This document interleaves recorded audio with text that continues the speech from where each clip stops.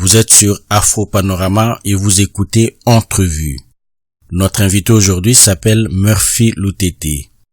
Murphy Lutete est avocat au barreau de Matadi et conseiller du gouverneur de la province du Congo central, Atou Matubwanga.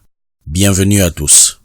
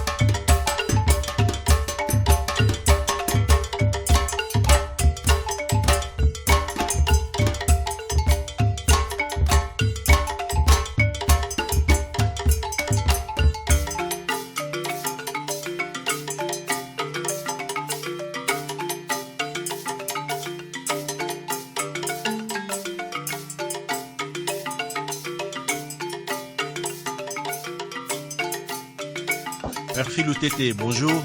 Je vous laisse vous présenter au public avant de continuer cette interview.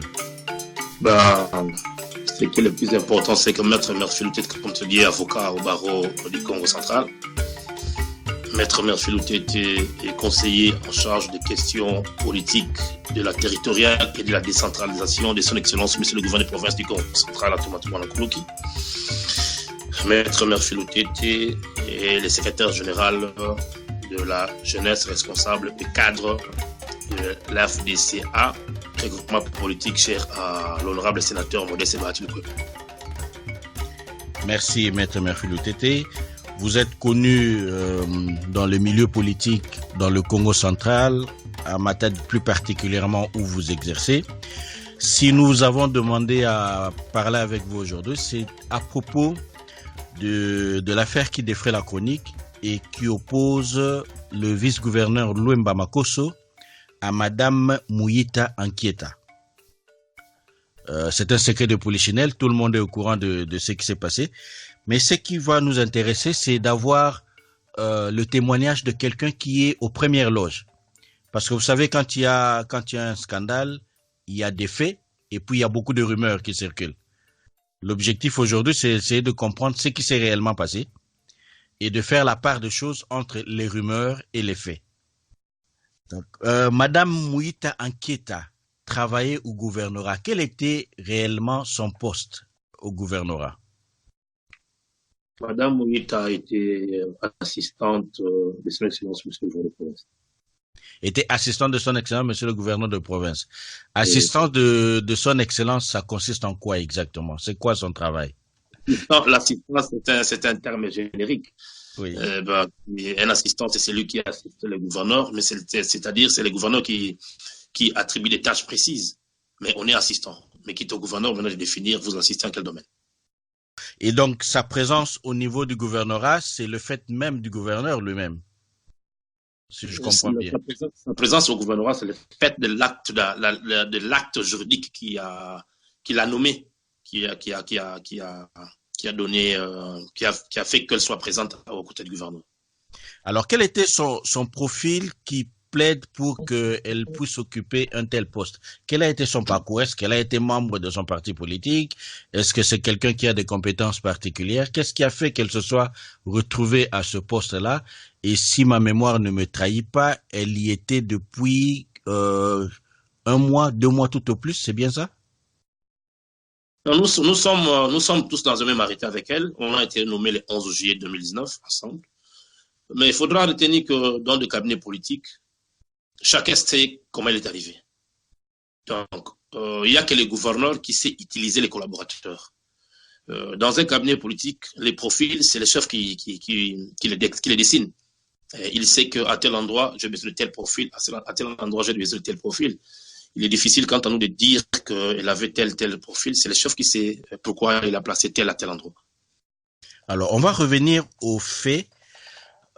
C'était le 26 août que Madame Mouita Anquieta s'est retrouvée on va dire en situation délicate avec le vice-gouverneur, et elle a accusé d'avoir tenté de la violer, avec une vidéo qui a circulé où on voyait le gouverneur déshabillé, en présence de policiers, en présence d'un représentant de l'ANER, si je ne me trompe pas. La question que je pose à présent, elle s'adresse aux juristes que vous êtes. Qu'est-ce qui n'a pas tourné rond dans le traitement de ce dossier-là?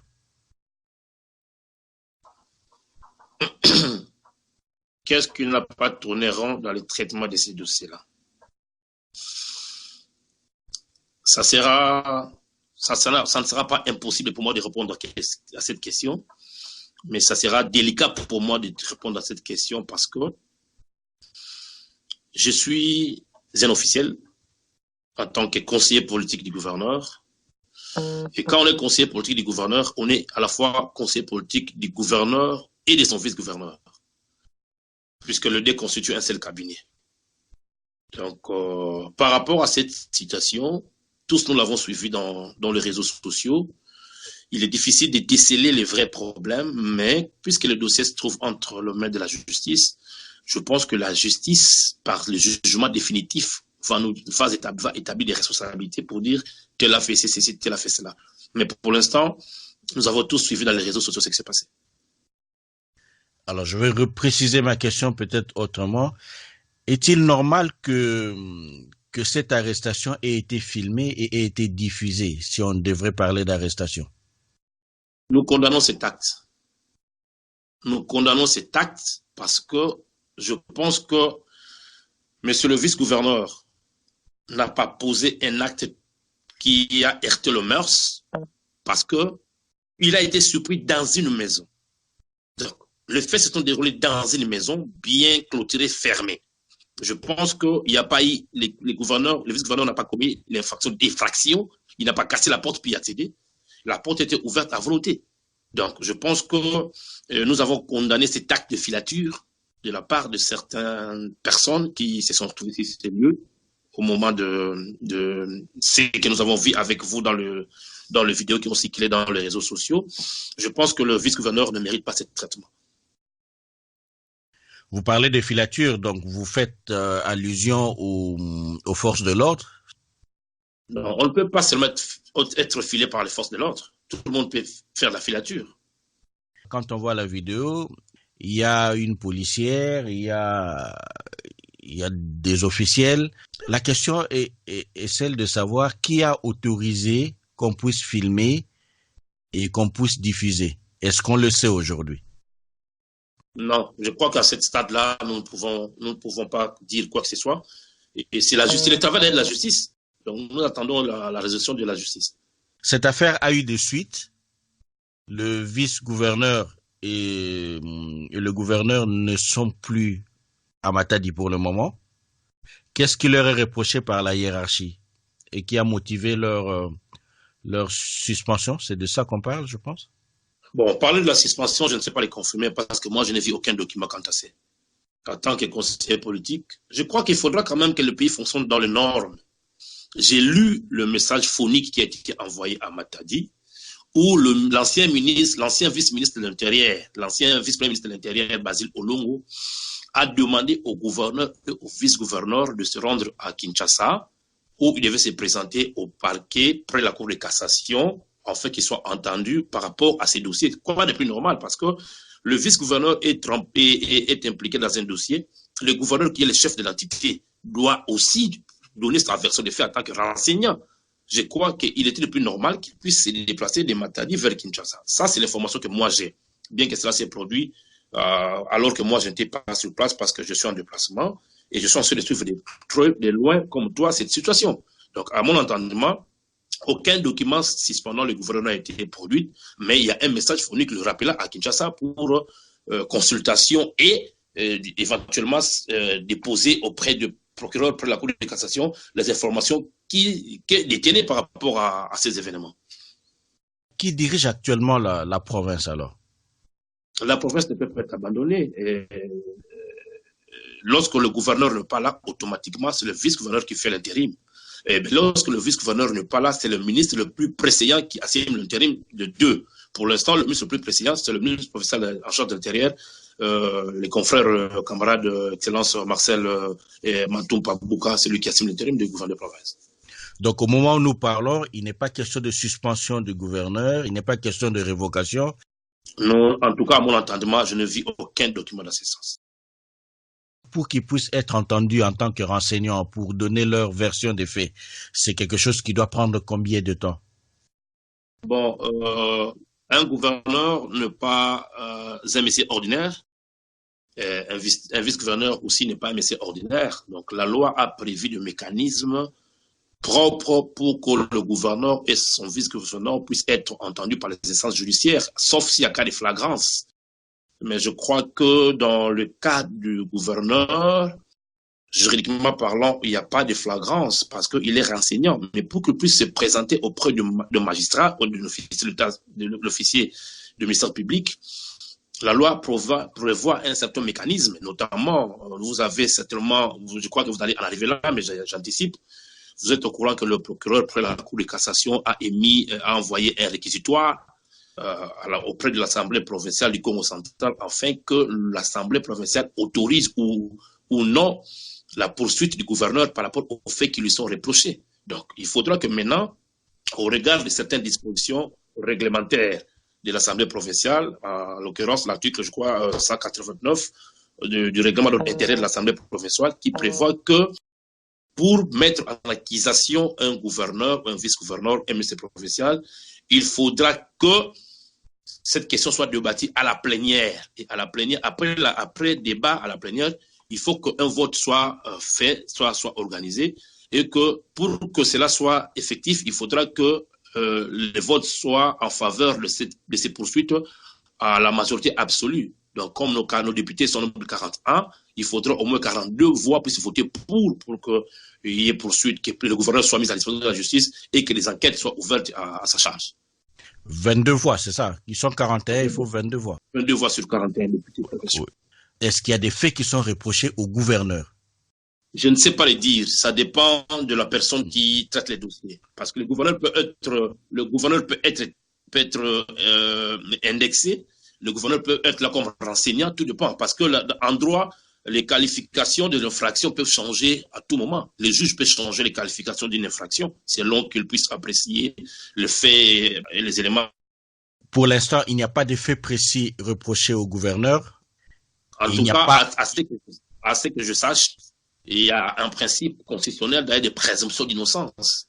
Donc, moi, je présume jusqu'à ce jour que tout ce monde-là est encore innocent jusqu'à ce que leur culpabilité soit établie définitivement par un jugement coulé à force de se juger, qui ne va donner accès à aucune voie de recours. Donc, pour l'instant, je pense que les gens sont en train de philosopher, les gens sont en train d'extrapoler, les gens sont en train de réfléchir, chose qu'on ne peut pas interdire aux autres. Mais il faudra que la justice nous dise quoi au finish. À la suite de ce qui est arrivé le 26 août, le vice-gouverneur a été présenté à un juge. Et en ce moment-là, qu'est-ce qui lui était reproché exactement? Parce que là, au départ, vous nous avez dit il n'y a pas eu d'effraction, il est arrivé dans une maison, tout était fermé, mais c'est en fait finalement des gens qui étaient derrière, qui couraient, qui ont fait des filatures et qui auraient été plus ou moins à la base de la diffusion de ce qui s'est passé. Mais lorsqu'on l'a amené auprès du juge, qu'est-ce qu'on lui reprochait en ce moment-là? L'instruction étant secrète, nous ne savons pas ce qui était dit dans le procès-verbaux, parce qu'il faudra attendre les jugements pour que nous puissions savoir qui était reproché de quoi. Donc, est-ce qu'il y a une procédure en cours à Matadi, actuellement, contre le vice-gouverneur? Le vice-gouverneur est justiciable devant la cour de cassation, ce qui fait qu'en Matadi, ils ne sont pas compétents à le juger. Apparemment, les histoires sont encore dans le pipeline. Le 26 août, il a été présenté devant un juge qui, si je vous comprends bien, n'était pas compétent pour le juger, c'est ça? Non. Non. Donc, il n'aurait pas dû être présenté à ce juge-là. Je crois que le juge a pu constater les faits parce que à ce stade-là, nous ne savons pas qui était plaignant. Nous ne savons pas qui était plaignant. Bon, maintenant, j'aurais appris, je n'ai pas de précision, mais j'aurais appris que le vice-gouverneur s'était plaint aux instances judiciaires contre Madame Mouita, contre le REDOC, contre les policiers et consorts. Ben, nous ne savons pas exactement, je ne suis pas dans les collectifs de ces avocats, je ne sais pas exactement qu'est-ce qu'il réclame dans cette plainte-là. Mais il s'était plaint. Quel est le rôle du REDOC au niveau de la province à Matadi? Ben, le REDOC, c'est un directeur de l'Agence nationale de renseignement. Et je crois que c'est une matière trop technique et liée à la sécurité intérieure. Je ne sais vraiment pas trop m'y pencher, mais le REDOC, il est là pour les renseigner. Sa présence dans cette maison à ce moment-là faisait-elle partie de son travail habituel ou c'est quelque chose de particulier? Bon, nous ne savons pas exactement, mais il n'est pas interdit à un haut responsable du renseignement de se trouver dans un milieu où ces produits s'étaient faits, surtout que c'était le vice-gouverneur qui était concerné. Lui, en tant que collaborateur direct du vice-gouverneur, je pense que c'est dans ce sens-là qu'il s'y était rendu. Mais ce que nous n'avons pas apprécié, c'est que nous avons vu dans les images vidéo qu'on était en train de filmer à sa présence et qu'il n'avait pas réagi. C'est là où moi je mets entre guillemets, il y a eu... et parce que jusqu'au moment où nous parlons, Justin Loma est le vice-gouverneur du province du Congo central.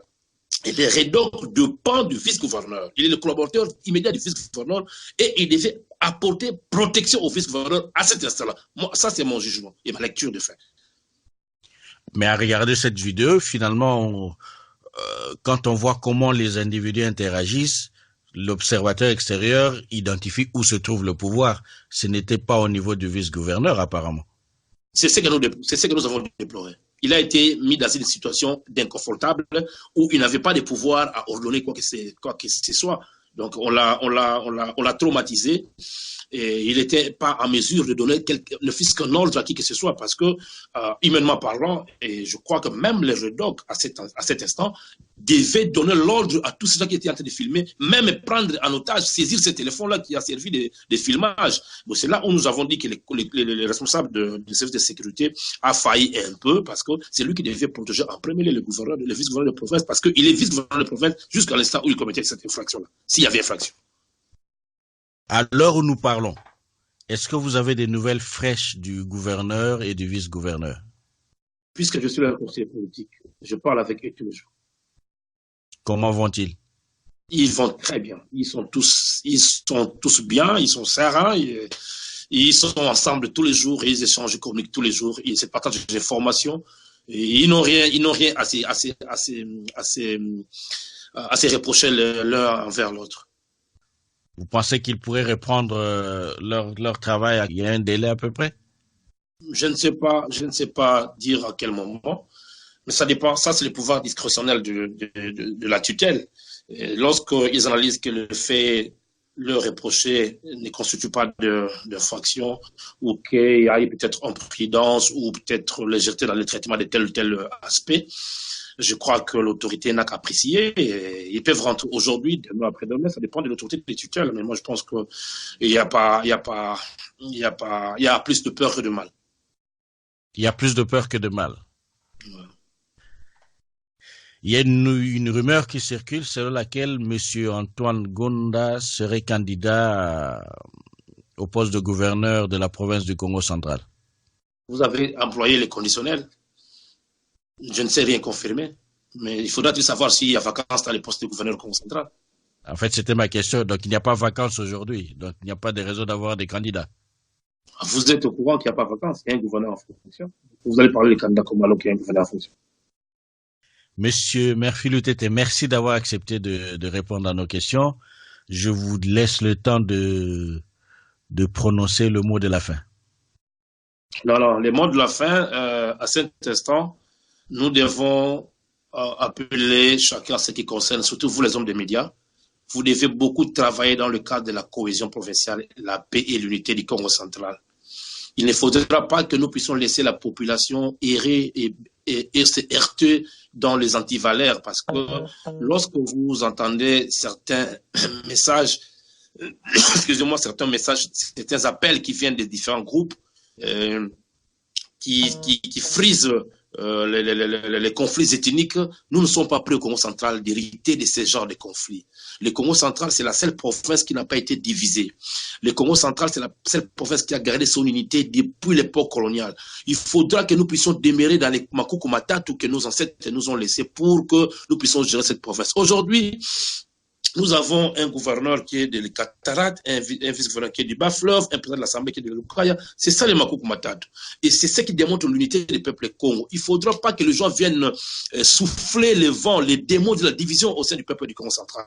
Nous ne sommes pas prêts. Nous, les leaders d'opinion, la jeunesse responsable, les autorités politico-administratives, les députés nationaux, surtout non nationaux doivent être attentifs aux problèmes de la province. Ils ne doivent pas allumer le feu. Ils doivent être aux côtés des dirigeants pour les encadrer et encadrer la population. Ça fait mal lorsqu'on voit certains députés nationaux qui se livrent à certaines pratiques que je ne peux pas dire ici. Ça fait très mal, mais je pense que leur mission, c'est de nous arracher le plus des avantages possibles à l'Assemblée nationale et aussi militer pour la cohésion professionnelle. Donc, je suis en train d'attirer la jeunesse de Madimba, la jeunesse de Cataracte, la jeunesse du Bas-Fleuve, des Boma, Matadi, Mwanda, de partout, à la cohésion, à l'unité et à l'amour. C'est ce qui va faire la force du Congo central. Notre unité ne met pas à l'aise nos adversaires. Vous savez, les gens sont jaloux de notre unité et cherchent à tout faire pour nous déstabiliser. Nous devons rester vigilants, respecter les institutions de la province, respecter des autorités provinciales, respecter de nos frères et sœurs. C'est ce qui va faire la force du Congo central. Donc, j'en appelle à la paix, à la cohésion et à l'unité provinciale. Merci beaucoup et à la fois prochaine.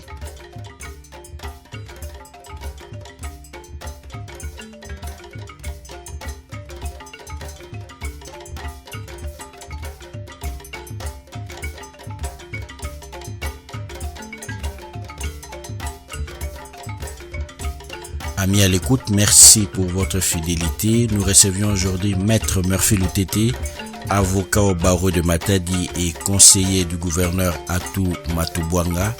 N'hésitez pas à partager cette vidéo pour ceux qui nous regardent sur YouTube afin d'améliorer notre référencement et à la fois prochaine.